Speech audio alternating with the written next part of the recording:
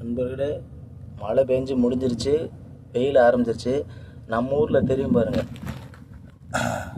ஈசல் தெரியுதுங்களா? இது இயற்கை இல்லாமல் இருக்குது, ரெக்கை இல்லாமல் இருக்குது. இது ரெண்டும் இல்லை பாருங்கள். இது தற்போது கோயத்தில்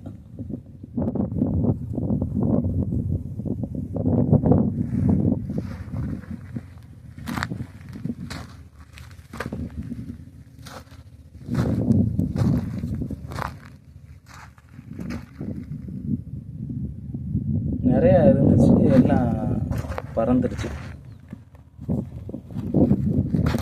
மழை பெஞ்சோன்னா நம்ம ஊர் மாதிரி ஈசல்